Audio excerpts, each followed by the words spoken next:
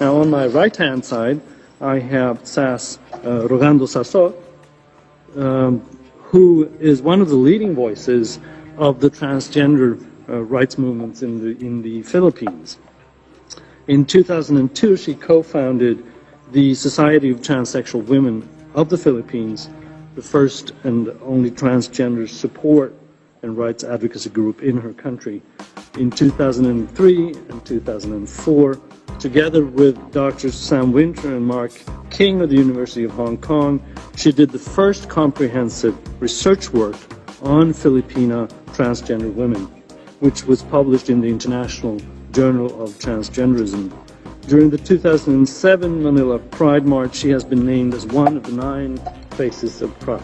Let me begin by expressing my warmest gratitude to the permanent missions to the United Nations of Argentina, Brazil, Croatia, France, the Netherlands, Norway, and Sweden, and to the coalition of non-government organizations defending the rights of lesbians, gays, bisexual, and transgender people. Thank you for making this event possible and for giving us this opportunity to contribute our voices to this ongoing conversation for change. Our esteemed participants, beautiful beings and profound expressions of this universe, a warm, vibrant, and dignified afternoon to each and every one of you. Burned at stake, strangled and hanged, raped and shot and stabbed to death, throats slashed, left to bleed to death. These are just some of the ways transgender people were killed in different parts of the world, in different times in the history of our humanity.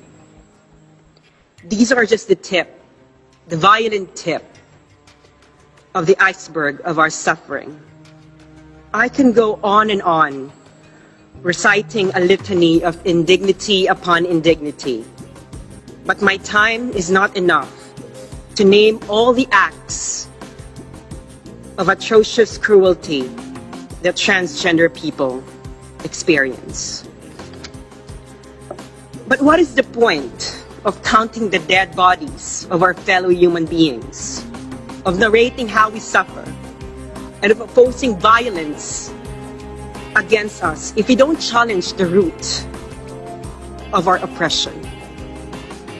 The sincerity of our intention to address the human rights violations against transgender people rests upon the depth of our appreciation of human diversity and the breadth of our understanding of why transgender people suffer these indignities. The root of our oppression is the belief that there is only one and only one way to be male or female. And this starts from our birth. Upon a quick look at our genitals, we are assigned into either male or female. This declaration is more than just a statement of what's between our legs. It is a prescription of how we should live and must live our lives. It is a dictation of what we should think about ourselves, the roles we should play, the clothes we should wear, the way we should move, and the people with whom we should have romantic and erotic romantic relationships. But this belief is so wrong, very wrong. The existence of people whose identities, bodies, and experiences that do not conform to gender norms is a proof that this belief is wrong. Nonetheless, even though the truth of human diversity is so evident and clear to us, we choose to hang on to our current beliefs about gender, a belief that rejects reality and forces people to live a lie. This is the belief that leads to attacks on our physical and mental integrity, to different forms of discrimination against us, and to our social marginalization. This is the belief that led to Joan of Arc to be burned at stake because she was cross-dressing. This is the belief that motivated the rape and murder of Brandon Tina on December 31, 1993.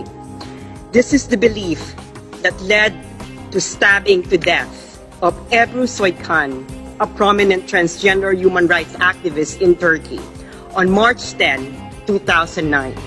This is the belief that led to the arrest of 67 Filipino workers in Saudi Arabia for cross-dressing in June this year. This is the belief that keeps the list of transgender people being harassed, killed, and violated growing year after year. And it is very unfortunate that our legal systems, religions, and cultures are being used to justify, glorify, and sanctify the violent expressions of this belief. So we question, is human life less precious than this belief? Is our right to life, to dignified existence, to liberty and pursuit of happiness subservient to gender norms? This doesn't need a complicated answer. You want to be born, to live and die with dignity. So do we. You want the freedom to express the uniqueness of the life force within you. So do we. You want to live with authenticity. So do we. Now is the time that we realize that diversity does not diminish our humanity, that respecting diversity does not make us less human, that understanding and accepting our differences does not make us cruel. And in fact, history has shown us that denying and rejecting human variability is the one that has led us to inflict indignity upon indignity towards each other. We are human beings of transgender experience. We are your children, your partners, your friends, your siblings, your students, your teachers, your workers, your citizens. Let our lives delight in the same freedom of expression you enjoy as you manifest to the outside world your unique and graceful selves.